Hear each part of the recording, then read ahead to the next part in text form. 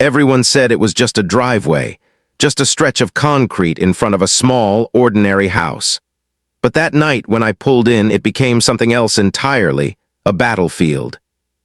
I had been at work all day, exhausted, running late, my thoughts clouded by deadlines and the kind of weariness that makes you forget the world outside your car window.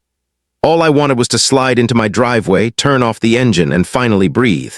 But the second my tires touched the concrete, I saw her, standing there, arms crossed, eyes locked on me like I'd just trespassed on sacred ground. "Unbelievable," she muttered, loud enough for me to hear. "Parking in someone else's driveway again." Her voice cut like ice. I froze for a moment, not sure if I'd heard her right. Someone else's driveway. My name was on the mortgage, my hands had shoveled the snow in winter, my weekends had been spent mowing the lawn right there by that very slab of pavement. And yet the way she looked at me, the way her lips curled as if she'd caught me doing something shameful, it made me second-guess my own reality. I rolled down the window, trying to keep calm. "This is my driveway," I said slowly, as though reason alone could dissolve her anger. But reason didn't live here. Her face twisted and her voice rose, carried across the quiet neighborhood. "You think you own this street? You think you can just do whatever you want?" Neighbors peeked out from behind blinds. A dog barked down the block. The summer air suddenly felt heavy, like even the night itself was holding its breath. And I remember thinking, why me? Why tonight? I had lived here for years, but she had only just moved in a few months ago. A whirlwind of complaints followed her arrival: grass too long, trash cans out a day too early, cars parked too close to the curb. She was the kind of neighbor who could find a storm in a cloudless sky. And tonight, that storm had chosen me. "Get out of the car," she snapped, stepping closer, fists tight at her sides. There was something wild in her eyes, something that made me hesitate before even unbuckling my. And here's the strange part, a thought I couldn't shake, even as the confrontation escalated. What makes someone like this? What breaks inside a person so deeply that they need to control every inch of space around them? I finally stepped out, slow, cautious, palms open like I was entering a negotiation rather than standing on my own property. "Look," I said, "I don't want any trouble, but this," I gestured around us at the patch of concrete under my feet, "this is my driveway, I have every right to park here." Her laughter was sharp, cruel. "We'll see about that." She pulled out her phone, thumb flying over the screen, and for the first time that night I felt a ripple of unease. She wasn't just threatening, she was calling. 2 minutes later I heard it, the distant wail of sirens growing louder. My heart sank. I wanted to believe reason would win, that the officers would pull up, take one look at the house deed, and settle the whole mess. But in those long seconds, as the flashing lights painted the street red and blue, I remembered a truth I'd learned the hard way before. Not every story is believed the moment it's told. When the cruisers stopped, she put on a performance. Tears that weren't there moments before streaked down her cheeks. Her voice trembled as she pointed at me. "He's trespassing, he threatened me." And just like that, the spotlight turned. Their eyes fell on me, uniformed men stepping closer, hands near their belts. I opened my mouth, but no words came. How do you prove innocence when lies are spoken with such conviction? That's when one officer said it, the sentence that sent a shiver through me. "Sir, we're going to need you to step over here." I could hear neighbors gathering, whispers weaving through the air. In that moment, the place I'd once called home no longer felt like mine. It felt like a stage, and I had been cast as the villain in someone else's story. But what none of them knew, not the officers, not the neighbors, not even her, was that I wasn't the one with something to hide. And when the truth came out, when the real story unraveled, she wouldn't be the one pointing fingers anymore. She'd be the one wearing cuffs. The sound of those sirens still echoes in my memory. They didn't just pierce the night. They pierced something inside me, something fragile that believed fairness always finds its way to the surface. But standing there under the red and blue strobe of patrol lights, I felt small, smaller than I had in years. "Step over here," the officer repeated, his voice firm but not unkind. Still, there was no mistaking the suspicion in his eyes. Behind him, she clutched her phone like it was a trophy, her tears suddenly drying as she realized she had the full attention of the law. Neighbors edged closer, their porch lights flicking on one by one. It was like a stage curtain had been lifted, and the whole block was the audience. I tried to speak. "Officer, this is my house, my driveway, I haven't." She cut me off, her voice cracking at just the right pitch. He screamed at me, he threatened me, I was terrified. Terrified, the word hung there heavy, dangerous. The officer's hand brushed against the cuffs at his belt, and my chest tightened. I wanted to laugh, to shake him by the shoulders and ask if he couldn't see what was happening, but the weight of those watching eyes kept me silent. I knew how fast misunderstandings could spiral.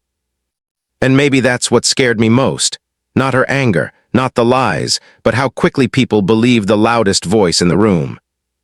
He asked me to show identification. My hands trembled as I reached for my wallet, not because I had anything to hide, but because I knew a single wrong move could be twisted into something it was. The driveway felt less like concrete and more like quicksand. Every second dragged me deeper. "Sir," the officer said, "do you live here?" "Yes," I said, locking eyes with him. "This is my home, that woman," I pointed toward her, but he cut me off with a raised hand.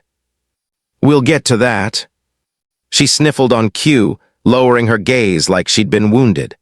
And I wondered, not for the first time, how many times she'd rehearsed this role in front of a mirror. A neighbor called out from across the street, his voice uncertain. I think he does live there." It should have been enough, one voice of reason. But the officer barely glanced in that direction. Sometimes truth is a whisper and lies are a megaphone. Inside, something stirred, a blend of anger and resolve. I had spent too many years shrinking back, too many times avoiding conflict just to keep the peace. But as I stood there, accused on my own property, I felt a line being drawn in the dirt. And this time I wasn't going to step back. I spoke clearly, louder this time. "Officer, I can prove it. The deed has my name. The mailbox has my name. My driver's license shows this address. She doesn't live here. She doesn't own this property. She has no right to make these claims." The air shifted. The officer studied me for a long moment, and for the first time, doubt flickered in his eyes. She saw it too. Panic crept into her expression. The tears dried, her jaw tightened. She wasn't used to losing control. And then, the moment that changed everything. Another neighbor stepped forward, a woman from 2 doors down. Quiet, reserved, never one to involve herself in drama. But tonight, her voice cut through like a blade.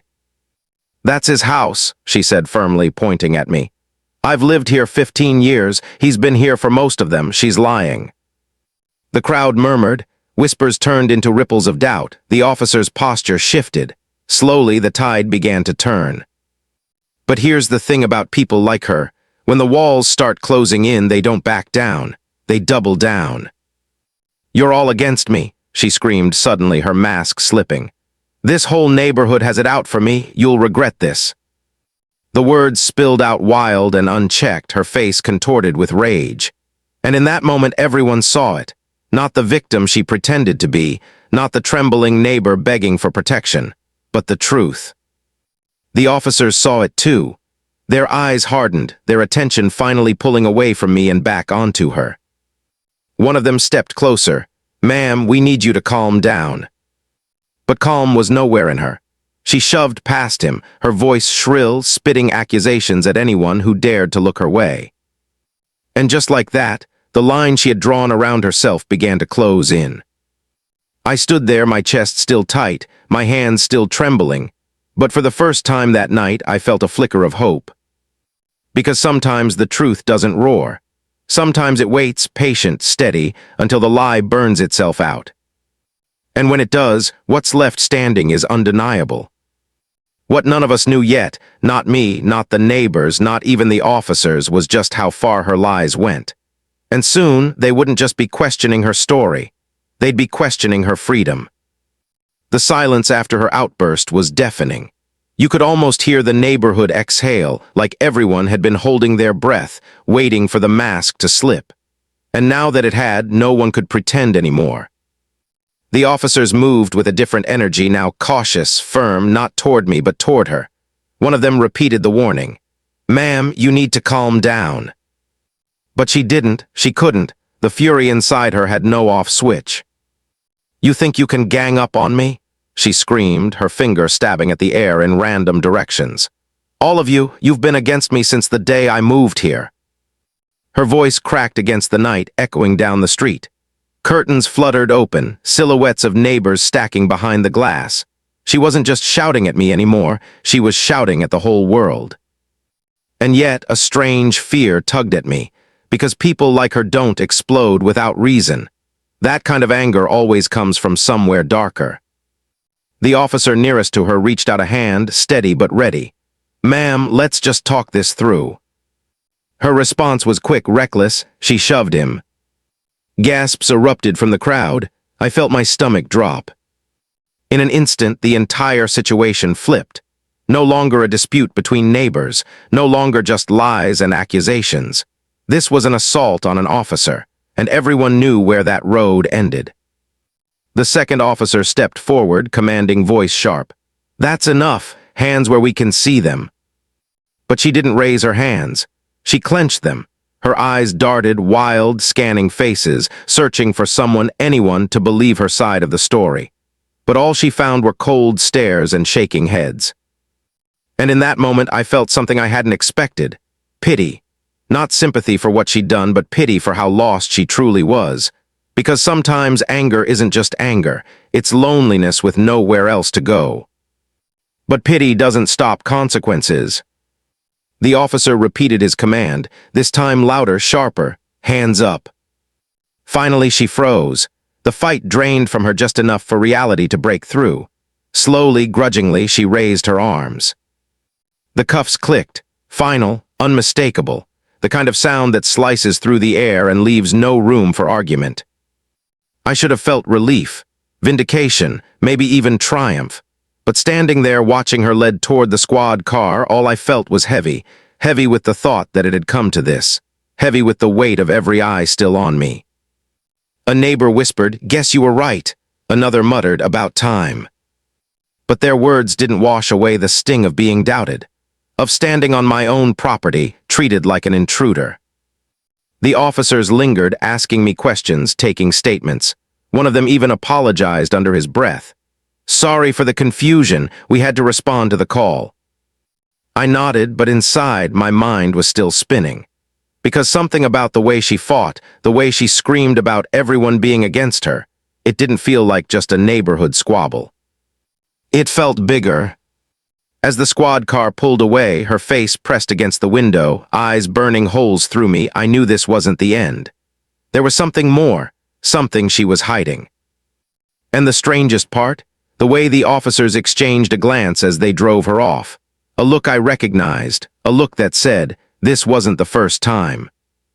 I went back inside my house, the weight of the night pressing on me, but sleep didn't come. I replayed it over and over, her words, her rage, her desperation. And then I remembered something, a rumor, whispers I'd brushed off when she first moved in, something about trouble with the law in another county, something about restraining orders. I dismissed it then as gossip, but now it felt like a puzzle piece sliding into place. I didn't know it yet, but the next morning would bring answers. Answers buried in records, in files, in the shadows of her past. And when those answers surfaced, the whole neighborhood would realize, last night wasn't just about a driveway. It was about a history catching up with her. And this time, it had caught her in front of everyone. Morning came, but it didn't feel like morning. It felt like the night had never ended, like the shadows of flashing red and blue lights still clung to the walls of my house. I barely touched my coffee, barely moved from the kitchen window, staring out at the driveway that had turned into a stage for chaos just hours earlier. And then the whispers started. Neighbors walked by slower than usual, eyes darting toward my house. Two women from across the street leaned in close, their voices hushed but urgent. I couldn't catch every word, but I didn't have to. I knew the rhythm of gossip, and this one had already begun to spread like wildfire. "Did you hear she got arrested?" Not the first time, apparently. Restraining order, something about her old neighborhood. Every fragment tightened the knot in my chest. Was it true? Or was it just the neighborhood turning her meltdown into a legend overnight? By noon, I had my answer. An officer returned not to question me but to check in. His tone was professional, steady, but there was something underneath it, something almost weary. "She's not coming back soon," he said simply. I hesitated. Was it just the arrest, or is there more? He studied me for a moment, like weighing how much truth to share. Then he exhaled. "Let's just say this isn't the first call we've had about her. Different town, different neighbors, same behavior." His words settled heavy, like stones dropping into deep water. I thought back to her screams, "You've all been against me since I moved here," and suddenly it wasn't just paranoia. It was a pattern. But what chilled me most was the realization. She carried her battles with her from street to street, house to house. And somehow I had been pulled into the center of the latest one. That night, when the neighborhood gathered on porches and sidewalks, the stories flowed. Someone mentioned she'd fought with her last landlord over phantom tenants. Another whispered about a police report involving a parking dispute turned violent. Each piece painted the same picture, a trail of chaos that followed wherever she went. I listened, quiet, but inside I wrestled with something deeper than curiosity. Because it would have been easy, too easy, to laugh, to mock, to feel superior. But all I felt was unsettled. What breaks a person so badly that destruction becomes their shadow? What emptiness follows them so closely that they can't tell the difference between an enemy and a neighbor? And yet, knowing her history didn't erase the damage she'd done here. The fear she'd planted in my own driveway. The way I'd been doubted in front of everyone.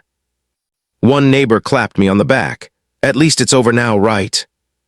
I wanted to agree, I wanted to believe it, but something in my gut whispered otherwise, because people like her, they don't just disappear into silence. They return, they fight, and they drag others down with them. A few days later, that whisper proved right. It started with the mail, an envelope with my name, but inside a note. Handwritten, sharp, messy letters. "You think you've won, you haven't. I'll be back." My blood ran cold. It wasn't just about the driveway anymore. It was about me, about vengeance. I held that note in my hand, the paper trembling between my fingers, and for the first time since it all began, I felt fear that went deeper than embarrassment or frustration. This was personal. The police took it seriously, but their advice was the same. Keep everything documented. If she contacts you again, let us know. I nodded, but their words felt hollow. Because how do you document the feeling of eyes watching you when you step outside? How do you prove the weight of silence when the neighborhood suddenly feels like a cage? That night, lying awake, I realized something. This wasn't just about survival anymore. It wasn't about waiting for the next confrontation. It was about standing firm, claiming what was mine, and refusing to let someone else's chaos write my story. Because sometimes the worst battles aren't the ones fought with fists or words. They're the ones fought inside, between fear and resolve, between giving in and standing tall. And I knew one thing for certain. The next chapter wasn't going to be written by her threats. It was going to be written by my choice to fight back. The letter should have been the end of it. One scrap of paper, one angry outburst scribbled in ink. I told myself it was desperation, the last gasp of someone who had already lost. But deep down, I knew better. People like her don't let go. They cling, they claw, they come back. The first sign came a week later. I walked outside one morning to find trash scattered across my lawn, not the wind, not raccoons, but deliberate. Rotten food, ripped garbage bags, the stench of something meant to humiliate. My neighbors shook their heads when they saw it, muttering that kids probably did it. But in my gut, I knew whose fingerprints lingered on that mess. It was the way it felt targeted, precise. I cleaned it up, jaw clenched, telling myself not to give her what she wanted, a reaction. But it wasn't the last time. Days later, someone keyed my car, a deep, angry scrape running from the headlight to the rear. I stood there, staring at the wound carved into the paint, and I could almost hear her laughter echoing in my mind. The police filed a report, but their words were a broken record now. Without proof, there's not much we can do. Proof, that's what it always came down to. I lived in the truth, but without proof, her lies would always lurk in the shadows, ready to twist reality again. So I started documenting everything. Cameras went up around the house, motion lights, every scrap of evidence carefully saved, every incident recorded. Not because I wanted revenge, but because I wanted to be ready when the storm came back. And it did. One night past midnight, the cameras caught movement, a figure creeping along the edge of my property. Hood pulled low, body tense like a shadow that didn't belong. My chest tightened as I watched the live feed. It was her. She moved quickly, scattering something across my driveway before darting back into the dark. The next morning I saw it nails, dozens of them scattered like seeds of malice waiting to pierce my tires. That was the moment the fear shifted. No longer just for myself, but for anyone who might pull into that driveway, a friend, a family member, a delivery driver. Her war wasn't just against me anymore. It was reckless, dangerous, unhinged. The police took the footage seriously. They promised to follow up. But promises don't erase the weight of knowing someone is out there plotting. And as much as I tried to stay calm, to project strength, the truth gnawed at me in the quiet hours. She wanted me broken, and she wasn't finished. Neighbors around me more openly now. One dropped off coffee, another offered to sit with me in the evenings just to show support. Their kindness lit small fires of hope inside me, reminders that not everyone believed the lies. But even surrounded by good people, I couldn't shake the image of her face in that squad car window, eyes burning with hatred. It's strange how hate lingers longer than reason. How a single person's bitterness can spread like smoke, choking out peace for everyone nearby. That week I found myself standing in the driveway late at night, staring up at the stars, wondering if this would ever end. And then I remembered something an old neighbor once told me. Bullies don't stop when you back away. They stop when you stop giving them the power. Maybe that was the truth I had been avoiding. Maybe it wasn't enough to defend myself quietly. Maybe it was time to confront this darkness head-on, not with rage, but with something harder to break, persistence. Because if she wanted a war, she was going to find out something she hadn't counted on. I wasn't going to lose, not my driveway, not my home, not the life I had built here. And when the next confrontation came, and I knew it would, I would be ready. The neighborhood had grown restless. You could feel it in the air, a tension that hummed beneath every polite smile, every wave across the street. People avoided eye contact when they walked their dogs. Conversations died when headlights passed. No one wanted to admit it out loud, but we were all waiting for her to come back. And then she did. It started small, almost laughable. Flyers taped to mailboxes, scrawled in thick marker, "Dangerous neighbor, beware." My name in bold letters, accusations sprawled like venom. Some neighbors tore them down immediately. Others left them up, afraid to get involved. I collected each one, my hands shaking, adding them to the growing stack of evidence. But it wasn't the paper that frightened me. It was what came next. One evening, I returned home to find my front door slightly ajar. My stomach dropped. I hadn't left it that way. I stepped inside, every sound amplified, the creak of the floor, the hum of the refrigerator, the pounding of my own heartbeat. At first glance, nothing looked disturbed. No broken windows, no ransacked rooms, but then I noticed it. A single item moved. The family photo that usually sat on the shelf had been placed on the kitchen counter, face down. It wasn't theft, it wasn't random, it was a message. I stood there frozen, realizing just how far she was willing to go. This wasn't about property lines anymore. This was about control, fear, power. The police came, took another report, reviewed the footage from my cameras. But she was careful, always careful. Hood up, face hidden. Enough to terrify, never enough to prove. And the worst part? The officers' voices carried the same tired resignation. We'll keep an eye on it, just stay vigilant. Stay vigilant. As if I hadn't already been living with my head on a swivel, every creak of the house making me wonder if she was outside. That night I sat in the dark, staring at the photo she'd turned face down. My chest burned with anger, but beneath it was something heavier. Exhaustion. How long could someone live like this, waiting for the next strike? The neighbors felt it too. One by one, they started confessing their own run-ins. Shouts through windows, threatening notes on cars, a garden deliberately trampled. She wasn't just after me anymore. She was unraveling in every direction, pulling the whole neighborhood into her storm. And that's when the line broke. It was a Saturday night when the screaming started. Her voice cut through the block like a siren, words slurred, curses hurled into the air. Lights flicked on, blinds lifted. Neighbors peeked out, phones in hand. I stepped onto my porch just in time to see her staggering in the street, waving her arms wildly. She was screaming at no one and everyone, her rage spilling out like fire. "You're all against me, every one of you. I'll burn this whole place down before I let you win." Gasps rippled across the block. Children were pulled back inside. People who once only watched from the shadows now openly dialed 911. And then, the moment that sealed everything. She pulled something from her bag, a lighter. The flame flickered, small but menacing, as she waved it toward a trash bin near the curb. The crowd erupted. Shouts, warnings, a rush of footsteps. The air smelled faintly of gasoline, sharp and dangerous. And for the first time, no one doubted anymore. No one hesitated. Every mask she had ever worn, victim, neighbor, misunderstood outsider, shattered in that instant. The police arrived faster than I'd ever seen before. This time, there was no cautious questioning, no patient listening to her side of the story. This time, the officers moved with urgency, with certainty. She fought, of course. She screamed, cursed, clawed at the air. But the cuffs came down harder, the commands sharper.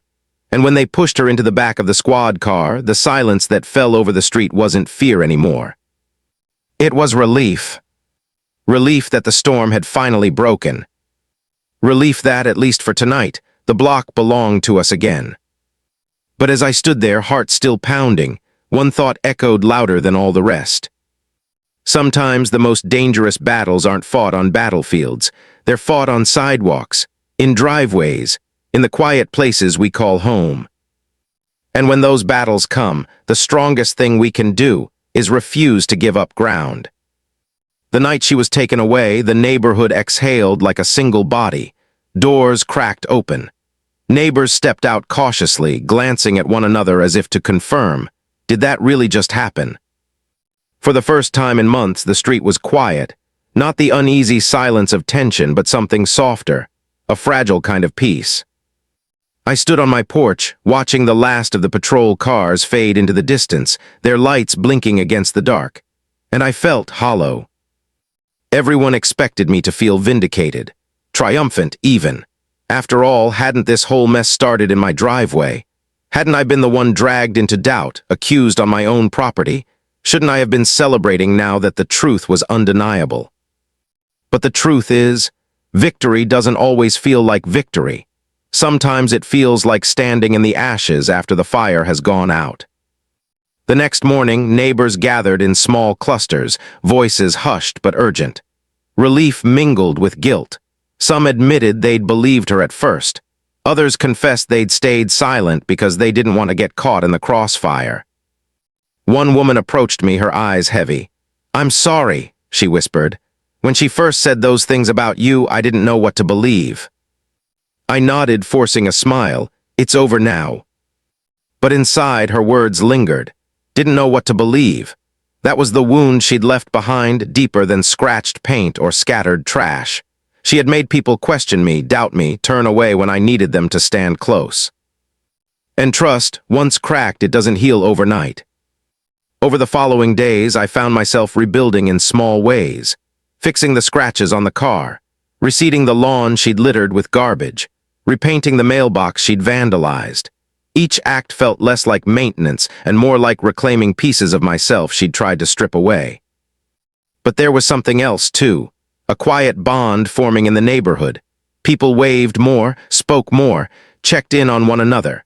It was as if her chaos had forced us into a silence we hadn't realized was suffocating us. And now, with her gone, we could finally breathe again.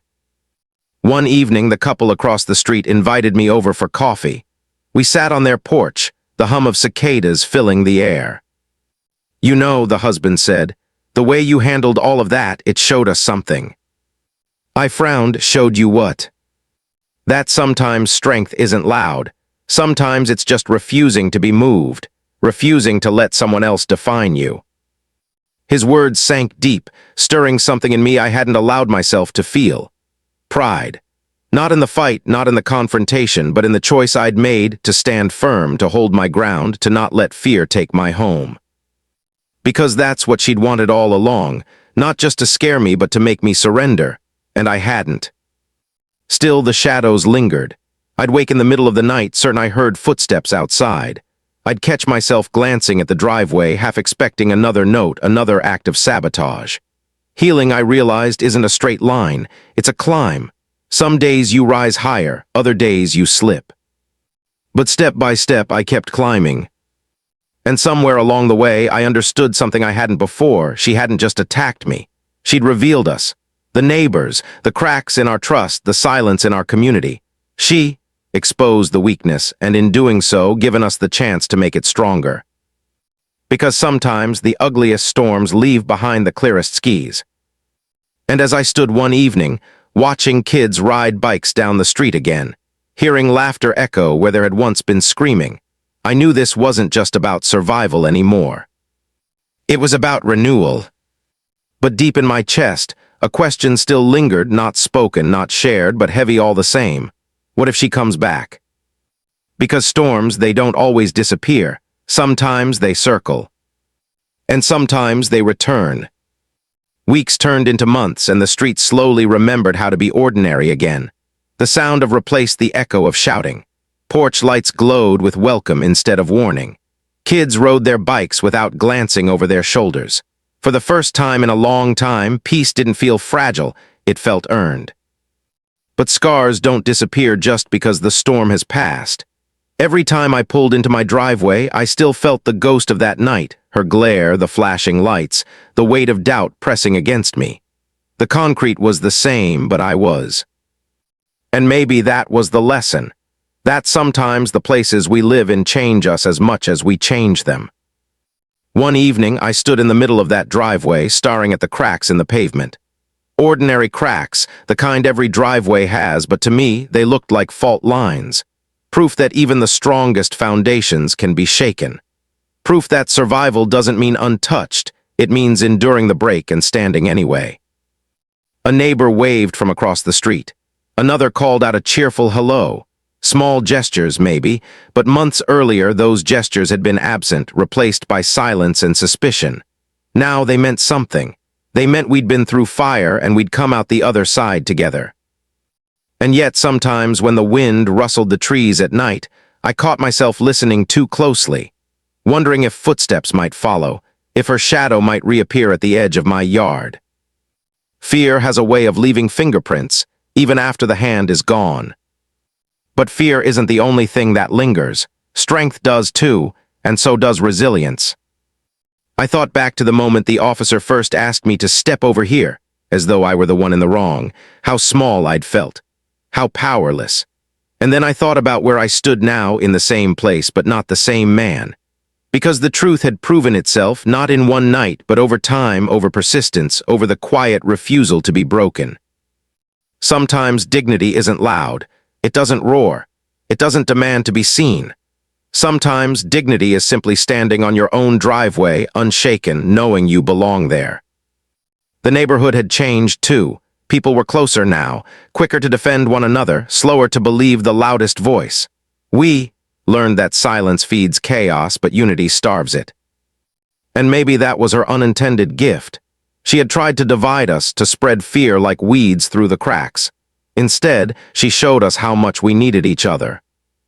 I can't tell you where she is now. Maybe she's moved on to another town, another street, another unsuspecting neighbor. Maybe she's still fighting shadows only she can see. Maybe in some quiet moment she'll face the weight of her own choices. But I do know this, she doesn't live here anymore. Not in this house, not in this street, not in the space inside my head.